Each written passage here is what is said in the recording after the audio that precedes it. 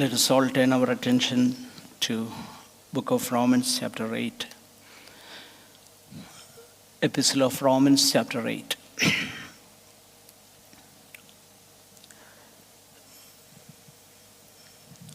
Let us read verses 28, 29 and 30. എന്നാൽ ദൈവത്തെ സ്നേഹിക്കുന്നവർക്ക് നിർണയപ്രകാരം വിളിക്കപ്പെട്ടവർക്ക് തന്നെ സകലവും നന്മയ്ക്കായി കൂടി വ്യാപരിക്കുന്നു എന്ന് നാം അറിയുന്നു. അവൻ മുന്നറിഞ്ഞവരെ തൻ്റെ പുത്രൻ അനേകം സഹോദരന്മാരിൽ ആദ്യജാതനാകേണ്ടതിന് അവൻ്റെ സ്വരൂപത്തോട് അനുരൂപരാകുവാൻ മുൻ നിയമിച്ചുമിരിക്കുന്നു. മുൻ നിയമിച്ചവരെ വിളിച്ചും വിളിച്ചവരെ നീതീകരിച്ചും നീതീകരിച്ചവരെ തേജസ്കരിച്ചുമിരിക്കുന്നു. Praise the Lord. Paul the Apostle, until this chapter, have described the chief privileges of the justified believers, and we have seen peace with God, chapter 5, and we have also seen we are being united, or rather we are in union with Christ. And in chapter 7, another privilege of a justified believer is that we have freedom from the law. And in chapter 8, verses 1 to 27, Paul explained in greater length the life of a believer in the Holy Spirit. Now, he speaks, or rather he writes about the eternal plan and purpose, the whole plan and purpose of God from eternity to eternity, or from past eternity, if I may use that word, to an eternity still to come. And he is, in these following verses, writes about the divine foreknowledge, and he speaks about predestination, and he also writes about the divine love from which absolutely nothing will ever be able to separate us from. റോമാലേഖനം 5-ാം അധ്യായം മുതൽ നമ്മൾ ശ്രദ്ധിച്ചാൽ നീതീകരിക്കപ്പെട്ട ദൈവമക്കളുടെ വലിയ പദവികളെക്കുറിച്ച് അപ്പോസ്തലൻ പറയുന്നു. 5 മുതൽ അതിൻ്റെ 10 വരെയുള്ള 5-ാം അധ്യായം 1 മുതൽ 10 വരെയുള്ള വാക്യങ്ങളിൽ നമുക്ക് ദൈവത്തോടുള്ള സമാധാനത്തെക്കുറിച്ചും അതിൻ്റെ അനന്തരഫലമായിട്ടുള്ള വിവിധ അനുഗ്രഹങ്ങളെക്കുറിച്ചും പൗലോസ് പറഞ്ഞു. 5-12 മുതൽ താഴോട്ടുള്ളതാകുന്ന വാക്യങ്ങളും 6-ാമത്തെ അധ്യായവും പ്രധാനമായിട്ടും പോൾ നമ്മുടെ വലിയ പ്രിവിലേജിനെക്കുറിച്ച് പറയുമ്പോൾ അവിടെ ഫോക്കസ് ചെയ്യുന്നത് we are united with Christ. നമ്മൾ ആദാമിലായിരുന്നത് പോലെ ഒരിക്കൽ ആദാമിലായിരുന്നു, എന്നാൽ ഇപ്പോൾ ക്രിസ്തുവിലായിരിക്കുന്നു എന്ന കാര്യം. We are united with Christ. 7-ാം അധ്യായത്തിലേക്ക് വരുമ്പോൾ പൗലോസ് he speaks at another privilege of അല്ലെങ്കിൽ നീതീകരിക്കപ്പെട്ട ദൈവമക്കളുടെ മറ്റൊരു വലിയ പദവിയെക്കുറിച്ച് പറയുന്നു. നമ്മൾ ന്യായപ്രമാണത്തിൽ നിന്ന് സ്വാതന്ത്ര്യം പ്രാപിച്ചിരിക്കുന്നു. We are freed from law. 8-ാമത്തെ അധ്യായം 1 മുതൽ 27 വരെയുള്ള വാക്യങ്ങളിൽ ദൈവത്തിൻ്റെ പരിശുദ്ധാത്മാവിനാലുള്ള ദൈവമക്കളുടെ ജീവിതത്തിൻ്റെ ആ വലിയ പദവിയെക്കുറിച്ച്, പ്രിവിലേജിനെക്കുറിച്ച് പൗലോസ് പറയുകയാണ്. എന്നാൽ നമ്മൾ ഇന്ന് വായിച്ചതാകുന്ന ആ വേദഭാഗം മുതൽ പൗലോസിൻ്റെ ആ ആത്മനിയന്ത്രിതമാകുന്ന മനസ്സ് കഴിഞ്ഞകാല നിത്യത മുതൽ ഇനിയും വരുവാനുള്ള നിത്യത വരെയുള്ളതാകുന്ന ദൈവത്തിൻ്റെ ഉദ്ദേശങ്ങളെക്കുറിച്ച്, പർപ്പസിനെക്കുറിച്ച്, ദൈവത്തിൻ്റെ പ്ലാനിനെക്കുറിച്ച് നമ്മളവിടെ വായിക്കുകയാണ്. അത് ദൈവത്തിൻ്റെ മുന്നറിവിനെക്കുറിച്ച് വായിക്കുന്നു, ദൈവത്തിൻ്റെ മുൻ നിയമനത്തെക്കുറിച്ച് വായിക്കുന്നു, തുടർന്ന് ദൈവത്തിൻ്റെ ആ മഹാസ്നേഹത്തെക്കുറിച്ച് പൗലോസ് താഴോട്ട് ആ 8-ാം അധ്യായത്തിൻ്റെ അവസാന ഭാഗത്തേക്ക് പറയുന്നു. ആ സ്നേഹത്തിൽ നിന്നും നമ്മെ യാതൊന്നിനും വേർപിരിക്കുവാൻ കഴിയുന്നതല്ല എന്ന് ഞാൻ ഉറച്ചിരിക്കുന്നു. When we come back to verse 28, in verse 28 we read about Paul's firm convictions about God working everything for the good of his people. That is the theme of verse 28. 28-ാമത്തെ ആ വാക്യം നമ്മൾ ശ്രദ്ധിച്ചാൽ, നമ്മൾ ഇന്ന് വായിച്ച ആ വേദഭാഗം, ദൈവം സകലവും കൂടി വ്യാപരിക്കുന്നു. നിർണയപ്രകാരം വിളിക്കപ്പെട്ട ദൈവത്തെ സ്നേഹിക്കുന്ന തൻ്റെ മക്കൾക്ക് വേണ്ടി സകലവും ദൈവം കൂടി വ്യാപരിക്കുന്നു, സകലവും നന്മയ്ക്കായി കൂടി വ്യാപരിക്കുന്നു. വളരെ ഫേമസ് ആയിട്ടുള്ള ആ വാക്യം നമ്മൾ ഇന്ന് ഫോക്കസ് ചെയ്യും.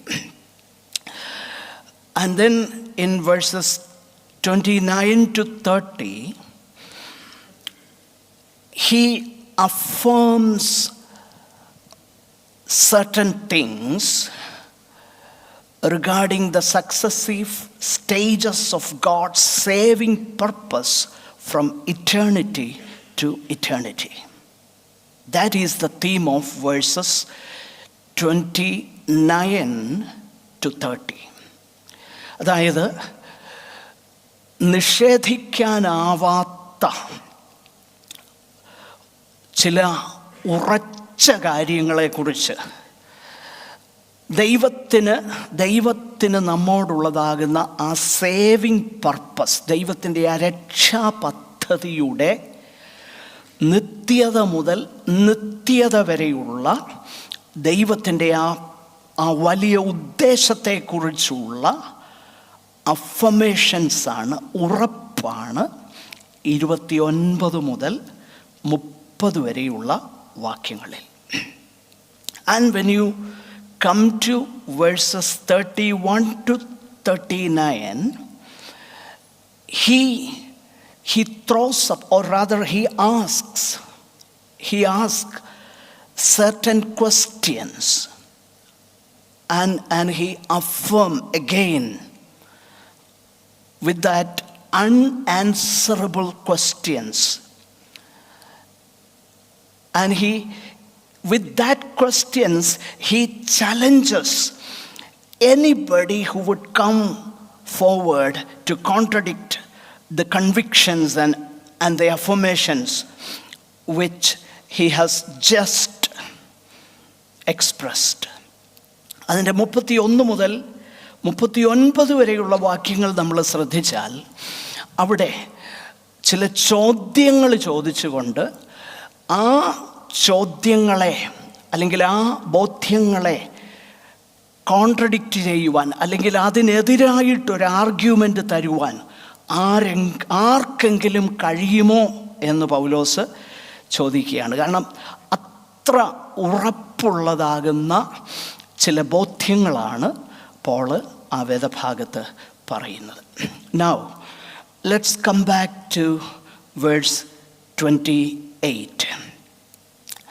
And we know that for those who love God, all things work together for good, for those who are called according to his purpose.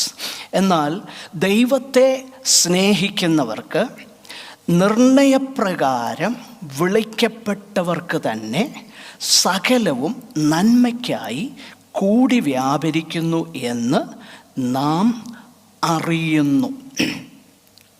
And to be sure, verse 28 of Romans 8 is one of the best known and one of the favorite verses of God's children. And on that verse, believers of many ages, they have placed their hope,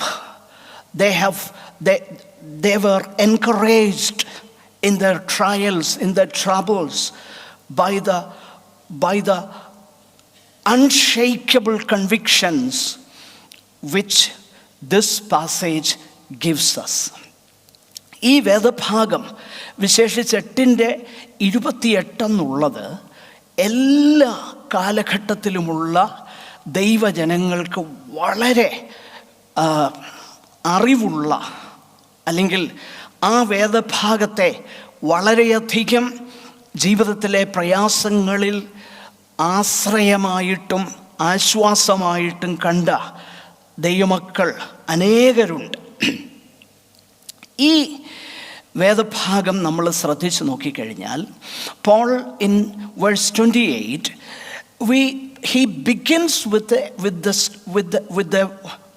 a sentence that we know. And also in verse 22 he assert our Christian knowledge, for we know that the whole creation has been groaning together in the pains of childbirth. So Paul says we know that the groaning creation, and also we know about God's providential care. And yet there are many things we do not know. For example, we do not know, in the previous verse we have seen, we do not know how to pray for as we ought to. But here, ഈ വേദഭാഗം നമ്മൾ ശ്രദ്ധിച്ചാൽ, പൗലോസ് ഈ വേദഭാഗം ആരംഭിക്കുന്നത് തന്നെ നാം അറിയുന്നു. എന്താണ്? In verse 28, Paul he lists certain things about God's providence of which we know.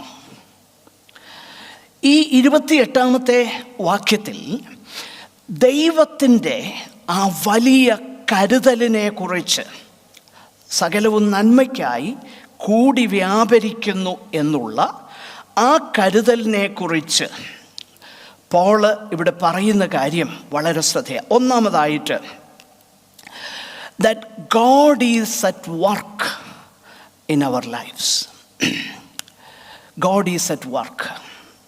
And we know in this verse, when you look at that verse 28, and we know that for those who love God, all things work together for good.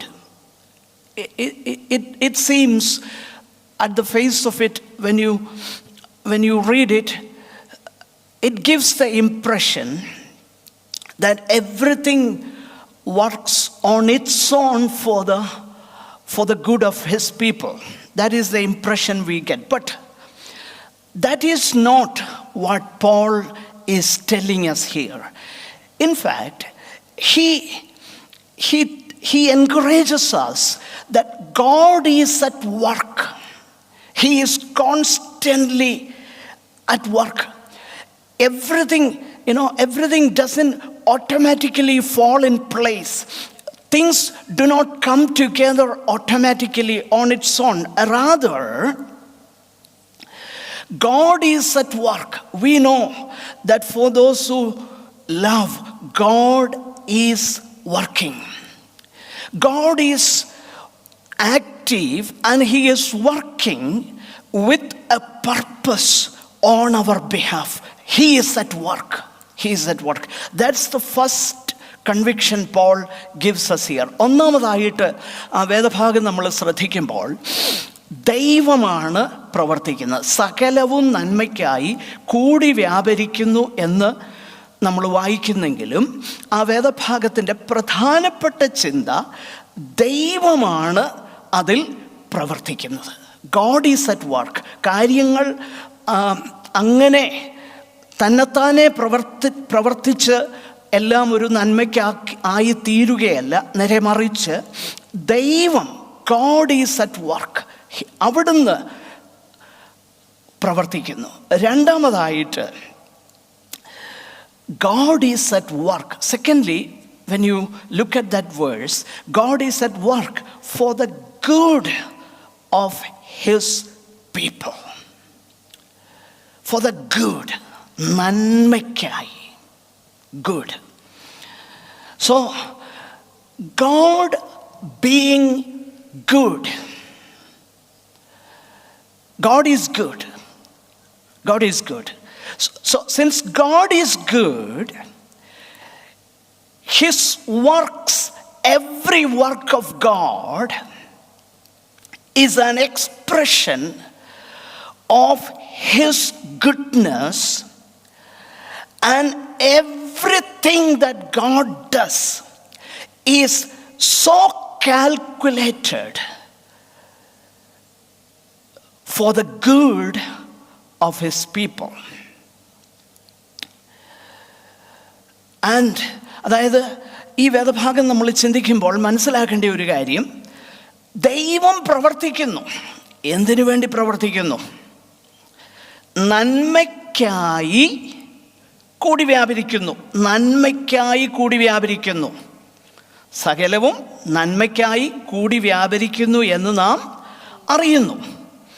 നമുക്കറിയാം ദൈവം നല്ലവനാണ്. നല്ലവനാകുന്ന ദൈവത്തിൻ്റെ സകല പ്രവൃത്തിയും ദൈവത്തിൻ്റെ നന്മയുടെ പ്രകടനമാണ്. എന്നാൽ ഈ വേദഭാഗം നമ്മൾ ചേർത്ത് അടുത്ത വാക്യം കൂടെ ചേർത്ത് ചിന്തിക്കുമ്പോൾ എന്താണ് ദൈവം പ്രവർത്തിക്കുന്ന ആ നന്മ? ആ നന്മയെന്ന് പറഞ്ഞാൽ, so the good which is the goal of all of God's providential care for his people, his dealings with his people, is the ultimate well-being, namely our final salvation. So God is at work for what? He advances everything with so much precision and calculation. God knows what has to happen so that he may achieve the goal, the purpose. He knows what should be done in my life, in your life. ഇവിടെ നമ്മൾ വായിക്കുന്ന ഒരു കാര്യം, God is not at work for our comfort. No, not at all. That's not what the word tells us. ഇവിടെ നമ്മൾ ശ്രദ്ധിച്ചു നോക്കിക്കഴിഞ്ഞാൽ ദൈവം സകലത്തിലും അവിടുന്ന് പ്രവർത്തിക്കുന്നു. എനിക്ക് തോന്നുന്നു അല്പം സൗണ്ട് കൂടുതലാണെന്നോ എന്നൊരു സംശയം. ദൈവം സകലത്തിലും പ്രവർത്തിക്കുന്നു. എന്തിനു വേണ്ടി? നന്മയ്ക്ക് വേണ്ടി പ്രവർത്തിക്കുന്നു. എന്താണ് ആ നന്മ? ആ നന്മയെന്നുള്ളത് നമ്മുടെ ആത്യന്തികമാകുന്ന രക്ഷയാണ്. രക്ഷയാണ്. ഇത് പക്ഷേ പലപ്പോഴും നമ്മൾ തിരിച്ചറിയാതെ പോകുന്നു. അതുകൊണ്ടാണ് നാം എബ്രായ ലേഖനത്തിൽ ബാലശിക്ഷയെക്കുറിച്ച് നമ്മൾ വായിക്കുന്നുണ്ട്. ബാലശിക്ഷ 12-ാമത്തെ അധ്യായത്തിൽ ബാലശിക്ഷ. So that is why in book of Hebrews chapter 12 we read about the chastisement. Yeah, Daniel and who else? Caleb. എന്ത് എല്ലാവരും ഓടരുത് അവിടെ. Don't run. ഓക്കെ, എല്ലാവരും നിങ്ങൾ ശ്രദ്ധിക്കണേ. ഈ വേദഭാഗം നമ്മൾ ശ്രദ്ധിച്ചാൽ ആ വേദഭാഗത്തെ നമ്മൾ എബ്രായ ലേഖനം 12-മായിട്ടൊന്ന് കണക്ട് ചെയ്ത് നോക്കിയാൽ, when you connect the passage that God is at work and what is the goodness in his mind? The goodness of God for us is so that we may ultimately achieve his holiness. His holiness. That is the purpose. അതല്ലേ നമ്മൾ ബാലശിക്ഷ കൂടാതിരിക്കുന്നുവെങ്കിൽ മക്കളല്ല ജാരസന്തതികൾ. ഒന്ന് വായിക്കാമോ ആ വാക്യം? കർത്താവ് താൻ സ്നേഹിക്കുന്നവനെ ശിക്ഷിക്കുന്നു, താൻ കൈക്കൊള്ളുന്ന ഏത് മകനെയും തല്ലുന്നു എന്നിങ്ങനെ മക്കളോടെന്ന പോലെ നിങ്ങളോട് സംവാദിക്കുന്ന പ്രബോധനം നിങ്ങൾ മറന്നു കളഞ്ഞുവോ? നിങ്ങൾ ബാലശിക്ഷ സഹിച്ചാൽ ദൈവ മക്കളോടെന്ന പോലെ നിങ്ങളോട് പെരുമാറുന്നു. So God is, he plans everything. ദൈവം എല്ലാം പ്ലാൻ ചെയ്യുക. എന്തിനു വേണ്ടിയിട്ടാ? എന്നിട്ട് താഴോട്ട് വായിച്ചു നോക്കിക്കഴിഞ്ഞാൽ നമ്മുടെ ജഡപ്രകാരമുള്ള പിതാക്കന്മാർ നമ്മളെ ശിക്ഷിച്ചപ്പോൾ നാം അവർക്ക് എന്ത് ചെയ്തിരുന്നു? വണങ്ങിപ്പോന്നുവല്ലോ. അവർക്ക് കീഴടങ്ങി പോന്നിരുന്നു. We submitted ourselves to our earthly fathers with their limited knowledge. They always wanted us to be good. So they gave us chastisement. But God cannot be compared with any human father. Although all the fatherhood, derives from our Heavenly Father, but He cannot be compared with any human father. How does He chastise us? നമ്മളെ എങ്ങനെയാണ് അവിടുന്ന് ബാലശിക്ഷ തരുന്നത്? ഒന്ന് വായിച്ചോളൂ താഴോട്ട്. എല്ലാവരും പ്രാപിക്കുന്ന ബാലശിക്ഷ കൂടാതിരിക്കുന്നുവെങ്കിൽ നിങ്ങൾ മക്കളല്ല ജാരസന്തതികളത്രേ. നമ്മുടെ ജഡസംബന്ധമായ പിതാക്കന്മാർ നമ്മെ ശിക്ഷിച്ചപ്പോൾ നാം അവരെ വണങ്ങിപ്പോന്നുവല്ലോ. ആത്മാക്കളുടെ പിതാവിനെ ഏറ്റവും അധികമായി കീഴടങ്ങി ജീവിക്കേണ്ടതല്ലയോ? അവർ ശിക്ഷിച്ചത് കുറെ കാലവും തങ്ങൾക്ക് ബോധിച്ച പ്രകാരവും അത്രേ. അവനോ നാം അവന്റെ വിശുദ്ധി പ്രാപിക്കേണ്ടതിന് നമ്മുടെ ഗുണത്തിനായി തന്നെ ശിക്ഷിക്കുന്നു. അവനോ നാം അവന്റെ വിശുദ്ധി പ്രാപിക്കേണ്ടതിന്. So what is the ultimate plan of God for any child of God? ഏത് ദൈവ പൈതലിനെ കുറിച്ചും ദൈവത്തിൻ്റെ ആത്യന്തികമാകുന്ന ലക്ഷ്യം എന്താ? നമ്മൾ ദൈവത്തിൻ്റെ, എൻ്റെ പ്രിയപ്പെട്ടവരെ, അതാണ് ലക്ഷ്യം. അപ്പോൾ അതിൽ കുറഞ്ഞ ഒരു ഗോളല്ല ദൈവത്തിനുള്ളത്, അതിൽ കുറഞ്ഞ ഒരു ലക്ഷ്യമല്ല ദൈവത്തിനുള്ളത്.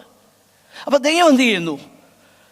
നമ്മുടെ ജീവിതത്തിൽ he is actively involved in our lives. നമ്മുടെ ജീവിതത്തിൽ ദൈവം വളരെ ശക്തമായിട്ട് ദൈവം ഇടപെടുകയാണ്. അത് ദൈവത്തിനറിയാം എന്താ ചെയ്യേണ്ടതെന്ന്. ഈ അൾട്ടിമേറ്റ് ഗുഡിലേക്ക്, നമ്മുടെ ഫൈനൽ സാൽവേഷനിലേക്ക് നമുക്ക് എന്തെല്ലാം വേണമോ അതെല്ലാം ദൈവം എന്ത് ചെയ്യുന്നു? ഒരുക്കുന്നു. God places people in different places. God so arranges the situations in life so that we may run to Him for grace. We run to Him. Let me tell you something.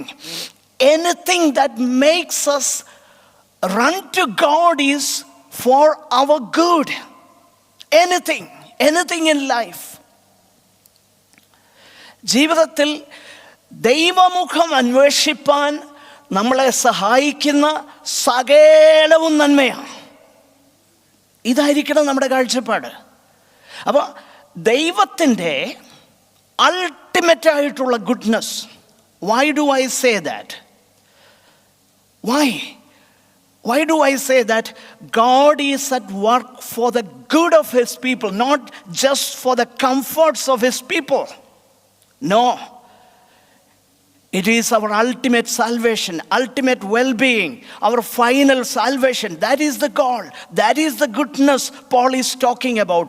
Why do I say that? Read verses 29 and 30. അവൻ മുന്നറിഞ്ഞവരെ തന്റെ പുത്രൻ അനേകം സഹോദരന്മാരിൽ ആദ്യജാതനാകേണ്ടതിന് അവന്റെ സ്വരൂപത്തോട് അനുരൂപരാകുവാൻ മുൻ നിയമിച്ചുമിരിക്കുന്നു. Look at that.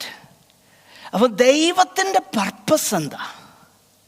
സകലവും നന്മയ്ക്കായി കൂടി വ്യാപരിക്കുന്നു എന്ന് നാം അറിയുന്നു. We know, Paul says, we know God is at work. He is always involved in our lives. and for our good. And what is that goodness? The next verses make it very clear. If you can put up those verses. Yeah. Verse 20. For whom he foreknew. Look at that. I always, ask you to, ഞാൻ എപ്പോഴും പറയാനുണ്ടല്ലോ, മലയാളത്തിൽ ഇല്ലാത്ത ഒരു word മറ്റ് ട്രാൻസ്ലേഷൻസിലുണ്ട്, പിന്നെ അത് original ലാംഗ്വേജിലുമുണ്ട്. എങ്ങനെ ഇത് മിസ് ഔട്ട് ആയെന്ന് എനിക്ക് ഒത്ര ചിന്തിച്ചിട്ടും പിടികിട്ടുന്നില്ല. ഭയങ്കര ഇമ്പോർട്ടൻ്റ് ആ വേർഡ്, ആ ചെറിയ വേർഡ് കൺജങ്ഷൻ. അതായത് ദൈവത്തെ സ്നേഹിക്കുന്നവർക്ക് നിർണയപ്രകാരം വിളിക്കപ്പെട്ടവർക്ക് തന്നെ സകലവും നന്മയ്ക്കായി കൂടി വ്യാപരിക്കുന്നു എന്ന് നാം അറിയുന്നു. എന്തെന്നാൽ, അല്ലെങ്കിൽ ഫോർ എന്നുള്ള ബിക്കോസ് അത് ചേർത്ത് നമ്മൾ വായിച്ച് നോക്കിക്കഴിഞ്ഞാൽ അവിടെ വളരെ വ്യക്തമായിട്ട് നമുക്ക് മനസ്സിലാക്കാനായിട്ട് കഴിയും. അവിടുന്ന് മുൻകൂട്ടി അറിഞ്ഞവരെ, അതായത് വേഴ്സ് 29, ദൈവത്തെ സ്നേഹിക്കുന്നവർക്ക് നിർണയപ്രകാരം വിളിക്കപ്പെട്ടവർക്ക് തന്നെ സകലവും നന്മയ്ക്കായി കൂടി വ്യാപരിക്കുന്നു എന്ന് നാം അറിയുന്നു. എന്തെന്നാൽ, ഓക്കെ, ആ ഒരു പദം അവിടെ വെച്ച് എന്തോ ഒരു അർത്ഥം ക്ലിയർ ആകും അല്ലേ? ആ ഒറ്റ പദം വെച്ച് കഴിഞ്ഞാൽ ക്ലിയർ ആകും. എന്തെന്നാൽ, അതായത് നന്മ എന്താണെന്ന് പറയുക. ഫോർ, അവൻ മുൻ അറിഞ്ഞവരെ തൻ്റെ പുത്രൻ അനേകം സഹോദരന്മാരിൽ ആദ്യജാതനാകേണ്ടതിന് അവൻ്റെ സ്വരൂപത്തോട് അനുരൂപരാകുവാൻ മുൻ നിയമിച്ചിരിക്കുന്നു. So when God, if a person is truly born again, I'm not talking about the crowd out there who would, Jesus himself had made it very clear on that day, there will come many people, they will say, Lord, Lord. They have the correct profession, Lord, Lord. And the Lord would tell them, I never knew you. I never knew you. That is very important. ഞാൻ നിങ്ങളെ ഒരു നാളും അറിഞ്ഞില്ല എന്ന് പറഞ്ഞാൽ they were never his sheep. അവിടുത്തെ ആടുകളല്ലായിരുന്നു അവർ. all the while they thought they were God's people. അവരെപ്പോഴും ചിന്തിച്ചുകൊണ്ടിരുന്നത് അത് ദൈവമക്കളാണ്. കാരണം അവർ എവിഡൻസ് വെച്ചാണ് നോക്കിയത്. കാരണം പ്രാർത്ഥിച്ചപ്പോൾ രോഗികൾ സൗഖ്യമായി. ഞാനിത് പറഞ്ഞു വരുമ്പോൾ നിങ്ങളാരും ചിന്തിക്കില്ല, ആരെങ്കിലും പ്രാർത്ഥിച്ച് രോഗികൾ സൗഖ്യമായാൽ അവരെല്ലാം ദൈവമക്കളല്ലെന്ന് ഇയാൾ പറഞ്ഞു. അങ്ങനൊന്നും അല്ല ഞാൻ ഉദ്ദേശിക്കുന്നത്. കർത്താവ് പറഞ്ഞ ആ കാര്യമാണ് ഞാൻ പറയുന്നത്. അവിടെ പറയുന്നത് ശ്രദ്ധിക്കണം. They have all the external things. അവർ പറയാ, കർത്താവേ ഞങ്ങൾ ഇതെല്ലാം ചെയ്തില്ലേ? പ്രിയപ്പെട്ടവരെ, നമ്മളൊരു കാര്യം മനസ്സിലാക്കണം. അത് സംഭവിക്കും. ഞാൻ ഒരു രോഗിക്ക് വേണ്ടി പ്രാർത്ഥിച്ചപ്പോൾ ആ രോഗി സൗഖ്യമായെങ്കിൽ സ്തോത്രം, ഇല്ലെങ്കിലും സ്തോത്രം. പക്ഷേ അതല്ല വിഷയം. കർത്താവ് പറഞ്ഞത് ഓർക്കുന്നുണ്ടോ? ലൂക്കോസിൻ്റെ സുവിശേഷം, when the Lord when he sent out 2 by 2 disciples in a group, and they came back with a great report. What was the report? Even demons are subject to us. They were so overjoyed. What did the Lord tell them? Rejoice, not because demons are subject to you. Okay? ഭൂതങ്ങൾ, കാരണം നിങ്ങൾ ശ്രദ്ധിക്കണേ, അപ്പോസ്തലനാകുന്ന പൗലോസ് മരിച്ചവർക്ക് വേണ്ടി പ്രാർത്ഥിച്ചപ്പോൾ ഉയർത്തെഴുന്നേറ്റു. പക്ഷെങ്കിൽ last letter എഴുതുമ്പോൾ പറയുക, ഞാൻ ത്രോഫിമോസിനെ അല്ലേ രോഗിയായിട്ട് മിലേത്തയിൽ വിട്ടേച്ചു പോകുന്നെന്ന്. നമ്മുടെ വലിയ അപ്പോസ്തലന്മാരെന്നെ പറയും, ആദ്യം വലിയ വിശ്വാസമൊക്കെ പ്രസംഗിച്ചു, ഒടുവിലായപ്പം വിശ്വാസം കുറഞ്ഞു. അങ്ങനെ പറയത്തുള്ളൂ. ആ പൗലോസിനെ വരെ അങ്ങനെയൊക്കെ ആയപ്പോൾ പറയുന്നത് അറിയോ? നിങ്ങൾക്കറിയാമോ? അടുത്ത ഇടയ്ക്കൊരു വിദ്വാൻ പറയുന്നത് ഞാൻ കേട്ടതാ. ഓ, പൗലോസോ പത്രോസോ?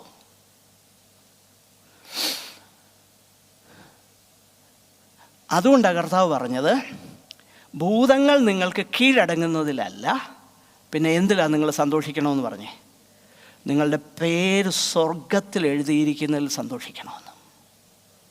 ഭൂതങ്ങൾ കീഴടങ്ങട്ടെ, ഇനിയും രോഗികൾക്ക് വേണ്ടി പ്രാർത്ഥിപ്പോൾ സൗഖ്യമാകട്ടെ, അല്ല മറ്റൊരു അവസരത്തിൽ സൗഖ്യം ആയില്ലെങ്കിലും അതൊന്നും എനിക്ക് വിഷയമല്ല. പിന്നെന്താ? എൻ്റെ പേര് സ്വർഗത്തിൽ എഴുതിയിട്ടുണ്ടോ ഇല്ലയോ എന്നുള്ളതാ വിഷയം. അപ്പോൾ അങ്ങനെയുള്ളവരെ കുറിച്ചാണ് ഈ 28-ാമത്തെ വാക്യത്തിൽ പറയുന്നത്. See, so God is at work, and we know God works for our good in all things. All things, as far as a child of God is concerned, all things, Paul says, that must include the suffering of verse 17, the groanings of verse 23, and all those seemingly negative things in life. It has got a positive purpose in executing God's plan for me. അതാ Paul ഇവിടെ പറയുന്നേ. അതായത് എല്ലാ കാര്യങ്ങളും എന്ന് പറയുമ്പോൾ, സകലവും എന്ന് പറയുമ്പോൾ, മുകളിൽ പറഞ്ഞേക്കുന്ന നമ്മിൽ വെളിപ്പെടാനിരിക്കുന്ന ആ തേജസ് വിചാരിച്ച ഈ കാലത്തിലെ കഷ്ടങ്ങൾ സാരമില്ല എന്ന് ഞാൻ, അപ്പോൾ ഓൾ തിങ്സ് എന്ന് പറയുമ്പോൾ അത് ഇൻക്ലൂഡഡാ. പിന്നെ നമ്മുടെ പുത്രത്വത്തിൻ്റെ അതിനുവേണ്ടി നമ്മൾ കാത്തുകൊണ്ട് ഉള്ളിൽ ഞരങ്ങുന്നു, വി ഗ്രോൺ, അത് അതിനകത്ത് ഇൻക്ലൂഡഡാ. So when Paul writes all things, he means all things. The sufferings of the present time and the groanings of a child of God, that he is unable to live as he ought to live. Although he prays, he asks God for his grace and mercy. Many times we are unable to live as God is, as we ought to please God. But Paul says, although we groan, nothing is beyond the overruling and the overriding purpose and scope of his providence. ദൈവത്തിൻ്റെ ആ നിർണയം, ആ ഒരു ഉദ്ദേശത്തിൻ്റെ പുറത്തല്ല വീണ്ടും ജനിച്ച ഒരു ദൈവ പൈതലിൻ്റെ ജീവിതത്തിലെ എല്ലാ കാര്യങ്ങളും അതിനകത്ത് ഇൻക്ലൂഡഡാണ്. സ്മോൾ തിങ്സും ചെറിയ ഡിസപ്പോയിൻമെൻറ്റ്സും എല്ലാ കാര്യങ്ങളും ദൈവം നമ്മുടെ ജീവിതത്തിൽ പ്ലേസ് ചെയ്തേക്കുന്ന വ്യക്തികൾ, സാഹചര്യങ്ങൾ, ഇതെല്ലാം ആ ഓൾ തിങ്സിനകത്തുണ്ട് ദൈവ പൈതലാണെങ്കിൽ. And fourthly, God works in all things for the good of those who love him. ദൈവത്തെ സ്നേഹിക്കുന്നവർക്ക്. So there is a limitation there. He doesn't say everything is, everything is going to be for the good of everybody. No, there is a limitation. Everything works together for the good of those who love God. And ഈ വേദഭാഗം നമ്മൾ ശ്രദ്ധിച്ച് നോക്കിക്കഴിഞ്ഞാൽ ദൈവത്തെ സ്നേഹിക്കുന്നവർ എന്ന് പറയുമ്പോൾ അത് പോള് പല പ്രാവശ്യം ദൈവത്തിന് നമ്മളോടുള്ള സ്നേഹത്തെക്കുറിച്ച് പറയുന്നുണ്ട്. In the book of Romans, Paul writes about God's love for us. Example, chapter 5, verse 5 and verse 8 and 8, 35, 37, 39. All these places, he writes about God's love for us. But in some other places, he writes about our love for God. ഈ റോമാലേഖനം 5-ാം അധ്യായം 5:5, 8-ാം വാക്യം, 8-35, 37, 39 ഈ വേദഭാഗങ്ങളൊക്കെ നമ്മൾ ശ്രദ്ധിച്ചാൽ ദൈവത്തിന് നമ്മളോടുള്ള സ്നേഹത്തെക്കുറിച്ച് പൗലോസ് പറയുന്നുണ്ട്. എന്നാൽ മറ്റ് ചില സന്ദർഭങ്ങളിൽ പൗലോസ് നമുക്ക് ദൈവത്തോടുള്ള സ്നേഹത്തെക്കുറിച്ച് പറയുന്നുണ്ട്. അതിലൊന്ന് 1 കൊരിന്ത്യർ 2:9. ദൈവത്തിന് നമ്മളോടുള്ള സ്നേഹത്തെക്കുറിച്ച് ദൈവം തന്നെ സ്നേഹിക്കുന്നവർക്ക് ഒരുക്കിയിട്ടുള്ളത് കണ്ണ് കണ്ടിട്ടില്ല, ചെവി കേട്ടിട്ടില്ല, ഒരു മനുഷ്യന്റെയും ഹൃദയത്തിൽ തോന്നിയിട്ടുമില്ല എന്ന് എഴുതിയിരിക്കുന്നത് പോലെ തന്നെ. നോക്കുക, ആ വേദഭാഗം നമ്മൾ ശ്രദ്ധിച്ചാൽ ദൈവം തന്നെ സ്നേഹിക്കുന്നവർക്ക് ഒരുക്കിയിട്ടുള്ളത് കണ്ണ് കണ്ടിട്ടില്ല. നമ്മൾ പലപ്പോഴും മിസ്കോട്ട് ചെയ്യുന്ന ഒരു വാക്യങ്ങളിൽ നമ്മുടെ ഫേവററ്റായിട്ട് കൂടെ ദുർവ്യാഖ്യാനം ചെയ്യുന്നൊരു പല വാക്യങ്ങളിൽ ഒന്നാണ് ദൈവം തന്നെ സ്നേഹിക്കുന്നവർക്ക് ഒരുക്കിയിട്ടുള്ളത് കണ്ണ് കണ്ടിട്ടില്ല, ചെവി കേട്ടില്ല. ഓക്കെ, പക്ഷെ എന്താ നമ്മൾ ആ വേദഭാഗം ഒന്ന് വായിച്ച് നോക്കണം. അവിടെ എന്താ പറഞ്ഞേക്കുന്നത്? അവിടെ പറഞ്ഞേക്കുന്നത് ലോകത്തിലെ വലിയ ജ്ഞാനികൾ, ഈ ലോകത്തിൻ്റെ പ്രഭുക്കന്മാർ അറിഞ്ഞില്ല. യേശു കർത്താവ് ആരാന്ന് അവരെ അറിഞ്ഞില്ല. അവരങ്ങനെ അറിഞ്ഞിരുന്നെങ്കിൽ തേജസ്സിൻ്റെ കർത്താവിനെ ക്രൂശിക്കുകയില്ലായിരുന്നു. അപ്പോൾ അവരറിഞ്ഞില്ല. They never knew what they were doing. എന്നാലോ ദൈവം നമുക്കെന്തോ തന്നു? ലോകത്തിലെ വലിയ ജ്ഞാനികൾക്ക് ലഭിക്കാത്ത അറിവ് കൊരിന്ത്യരുടെ ആ പശ്ചാത്തലത്തിലാണ് പറയുന്നത്. കൊരിന്ത്യർക്ക് ലേഖനം എഴുതുമ്പോഴാണ്, സഹോദരന്മാരെ നിങ്ങളുടെ വിളിയെന്ന് നോക്കുവിൻ, ലോകാഭിപ്രായ പ്രകാരം ജ്ഞാനികളേറെയില്ല, ബലവാന്മാരേറെയില്ല, കുലീനന്മാരും ധനവാന്മാരും അങ്ങനെയുള്ളവരേറെയില്ല. ബലമുള്ളതിനെ ലജ്ജിപ്പിപ്പാൻ ദൈവം ബലഹീനമായതും ഒക്കെ തിരഞ്ഞെടുത്തു. അത് പറഞ്ഞു വരുമ്പോഴാണ്, ക്രോസിനെ കുറിച്ച് പറഞ്ഞു വരുമ്പോൾ നിങ്ങളിപ്പം ജ്ഞാനത്തിൻ്റെ കാര്യം പറഞ്ഞുകൊണ്ട് തല്ലുക. ആരാ? കൊരിന്തിലുള്ളവർ. പൗലോസാണ് കൂടുതൽ ജ്ഞാനിയെന്ന് ഒരു കൂട്ടർ പറയുന്നു. അപ്പോൾ വേറൊരുത്തർ പറഞ്ഞു, അല്ല, പത്രോസിന് അത്ര ജ്ഞാനമില്ലെങ്കിലും ഭയങ്കര പവർഫുൾ പ്രീച്ചറാണ് പത്രോസ്. വേറൊരാൾ പറയുന്നു അപ്പല്ലോസാണ് കുറച്ചുകൂടെ മെച്ചം. അങ്ങനെ ഗ്രൂപ്പാണ്, ഭയങ്കര ഗ്രൂപ്പാണ്. പോൾ പറയുക,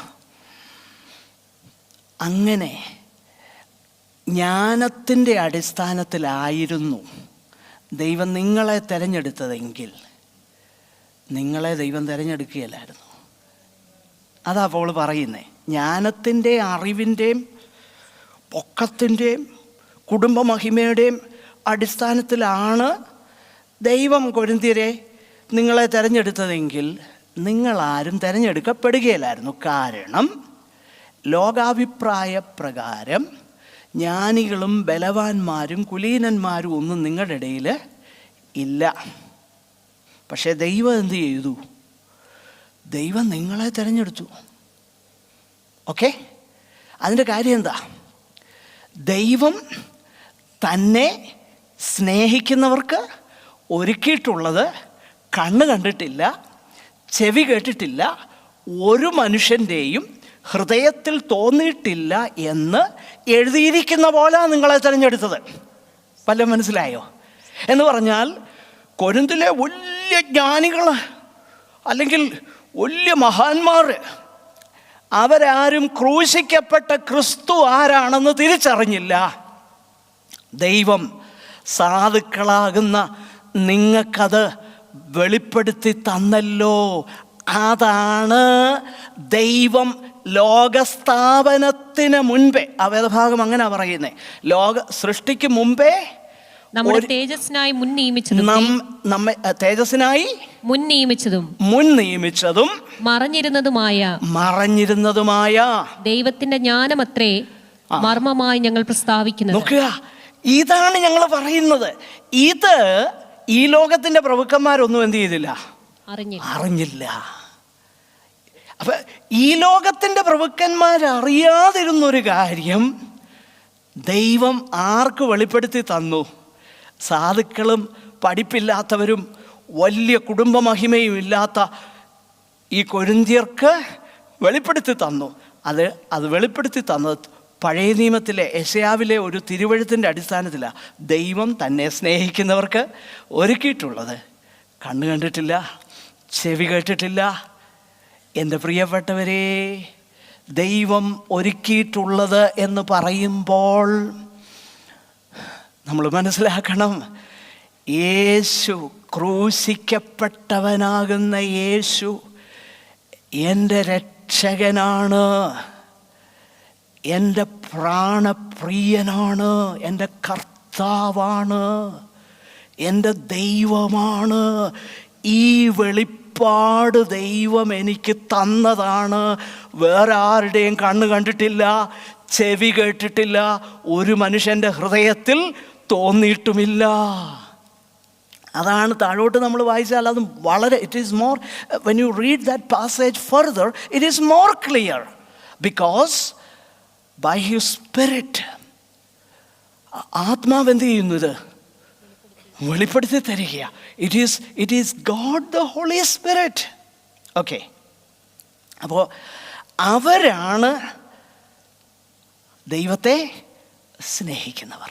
ഓക്കെ, യേശു കർത്താവിനെ, ക്രൂശിക്കപ്പെട്ടവനാകുന്ന ക്രിസ്തു എൻ്റെ കർത്താവും രക്ഷിതാവുമാണെന്ന് എൻ്റെ കണ്ണ് തുറക്കപ്പെടുകയും എനിക്ക് ദൈവത്തെ സ്നേഹിപ്പാനായി പരിശുദ്ധാത്മാവ്, റോമർ 5:5, നമ്മുടെ ഹൃദയങ്ങളിൽ പകർന്നിരിക്കുന്ന ആത്മാവിനാൽ ദൈവസ്നേഹം എന്ത് ചെയ്തിരിക്കുക? എന്നിൽ പകർന്നിരിക്കുക. അങ്ങനെ പകർന്നതുകൊണ്ട് ഇപ്പം ഞാൻ എന്ത് ചെയ്യുക? ബിക്കോസ് ഹീ ലവ്ഡ് മീ, അവൻ നമ്മെ because we love God. Why we are loving him? Because he first loved us. In other words, if you truly love God, that is one of the token and evidence of you being a child of God. If you don't love God, you are not a child of God. Why? 1 John 4:19, അവൻ നമ്മെ ആദ്യം സ്നേഹിച്ചതുകൊണ്ട് നാം സ്നേഹിക്കുന്നു. Why? Because God loved me. കർത്താവ് എന്നെ സ്നേഹിച്ചു, അതുകൊണ്ട് ഞാനിപ്പോൾ എന്ത് ചെയ്യുക? അപ്പം ഞാൻ അവനെ സ്നേഹിക്കുക. അപ്പോൾ ഇതാണ് ദൈവത്തിൻ്റെ പർപ്പസ്, ദൈവത്തിൻ്റെ plan. So when God has a saving purpose for my life, God is working everything in accordance with it. And my life, your life is not a random mess which it may sometime appear. It is not a random mess. Everything is so purposefully allowed, even planned. The frustrations, the sorrows, the pains, the joys, the blessings, everything is so planned by our Heavenly Father. നമ്മുടെ ആരുടെ life ഒന്നൊന്നിനോട് ബന്ധമില്ലാത്തതോ ഒന്നുമല്ല. നാം ദൈവത്തെ സ്നേഹിക്കുന്നവരാണെങ്കിൽ, ദൈവം നമ്മളെ ആദ്യം സ്നേഹിച്ചുകൊണ്ടാണ് നമ്മളിപ്പോൾ സ്നേഹിക്കുന്നത്. അങ്ങനെ നമ്മൾ സ്നേഹിക്കുന്നവരാണെങ്കിൽ, although many times we may not understand what is happening to us, And many a times, we don't welcome what is happening to us. Although Bible commands us to say, to be grateful in every circumstance, we may not be able at times to be grateful for a seemingly painful situation. We cannot be sometimes, but although we don't welcome it, although we don't know it, we know, Paul says, God is at work. And why Paul is so convinced about it? എന്തുകൊണ്ടാണ് പൗലോസ്, അതായത് ജീവിതത്തിലെ എല്ലാ കാര്യങ്ങളും നന്മയ്ക്കായിട്ട് ദൈവത്തിൻ്റെ ultimate പർപ്പസിന് വേണ്ടി ദൈവം ചെയ്യുകയാണ് എന്ന് നാം അറിയുന്നു എന്ന് പൗൾ പറയാനുള്ള കാര്യം എന്താ? The number one reason why Paul is so convinced about it is the scripture gives so many evidences, examples of God working together everything for his purpose. എന്തുകൊണ്ടാണ് പോൾ ഇങ്ങനെ പറയുന്നത്? നാം അറിയുന്നു. അതിൻ്റെ കാരണം ദൈവവചനം അതിനൊത്തിരി എക്സാമ്പിൾസ് തരും. 2 ഇല്ലസ്ട്രേഷൻ പറഞ്ഞ് ഞാൻ അവസാനിപ്പിക്കാം. ഒന്ന്, number 1, Genesis chapter 50 and verse 20. Genesis chapter 50 and verse 20.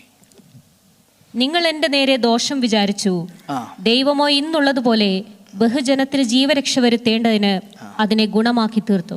നോക്കുക, നിങ്ങൾ എനിക്ക് വേണ്ടി എൻ്റെ നേരെ ദോഷം വിചാരിച്ചു. അപ്പോൾ നമ്മൾ അവിടെ ശ്രദ്ധിക്കേണ്ട ഒരു കാര്യം, ജോസഫിൻ്റെ ഓൺ ബ്രദേഴ്സ് ദോഷം തന്നെയാണ് ഇൻറ്റൻറ്റ് ചെയ്തത്, ദോഷമാണ് ഇൻറ്റൻറ്റ് ചെയ്തത്. അല്ലാതെ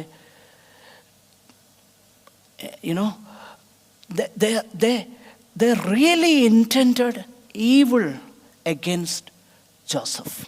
That is so clear. And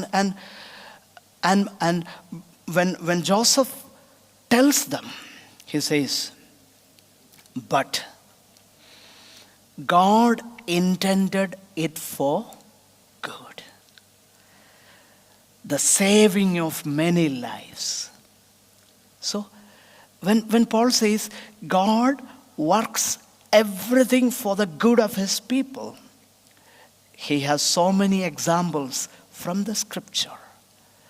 And let me tell you, the people who did evil, they cannot turn around and tell Joseph, okay, or because we did this, God had, no. And in fact, they don't tell that. They knew. They were responsible for that.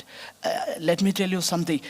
The evil people do, they will be held responsible. But God can turn the evil. If you love God, if you are one among the lovers of God, in other words, if you are one among the born again child of God, then God turns everything for his good, for his purpose. And there is the greatest evil that was done by humankind in history. Do you know what is that greatest evil? The greatest evil is crucifying the Son of God. That was the greatest evil. മലയാളത്തിൽ ഒരു മനോഹരമാകുന്ന പാട്ടുണ്ട്. നീ വാക്കാൽ ചെയ്തൊരുലകിൽ നിൻ കൈ രചിച്ചോർക്കരികിൽ നീ വന്ന നേരം ബഹുമതിയായവർ തന്നതോ കുരിശോ. നീ വാക്കാൽ ചെയ്തൊരു, അപ്പോൾ ആ കർത്താവിനെ അതുകൊണ്ടാണ് ആ ഈവിളിനെ എങ്ങനെയാണ് അപ്പോസ്തലന്മാർ അതിനെ കാണുന്നത്? How does the apostle see that greatest evil that man did in human history? Acts of the Apostles chapter 2 verse 23 and 4:27.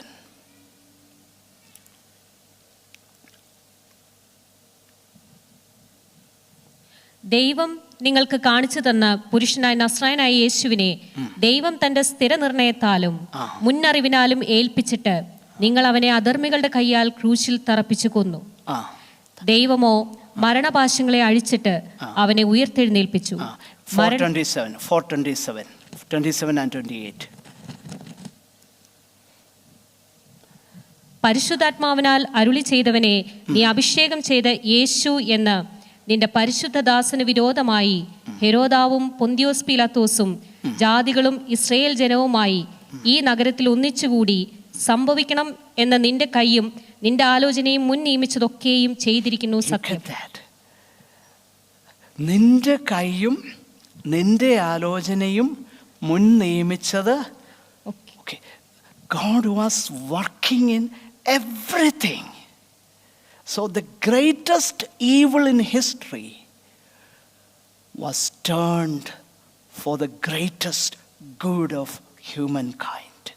മനുഷ്യകുലത്തിൻ്റെ ഏറ്റവും വലിയ നന്മയ്ക്ക് അത് കാരണമായി തീർന്നെങ്കിൽ, പോൾ ഇവിടെ പറയുന്നത് എന്താ? If that is the case with the Son of God, then സകലവും നന്മയ്ക്കായി കൂടി വ്യാപരിക്കുന്നു. ഏതാണ് നന്മ? അനേകം സഹോദരന്മാരിൽ ആദ്യജാതനാകേണ്ടതിന് അവൻ്റെ സ്വരൂപത്തോട് അനുരൂപരാകുവാൻ മുൻ നിയമിച്ചിരിക്കുന്നു. നമ്മൾ അടുത്ത ആഴ്ചയിൽ മുൻ നിയമനത്തെക്കുറിച്ചൊക്കെ പ്രീഡെസ്റ്റിനേഷനെ കുറിച്ചൊക്കെ അല്പം ചില കാര്യങ്ങൾ ചിന്തിക്കും. എന്നാൽ ഈ രാത്രി സമയം നമ്മുടെ കണ്ണുകളെ നമുക്ക് വീണ്ടും അടയ്ക്കാം.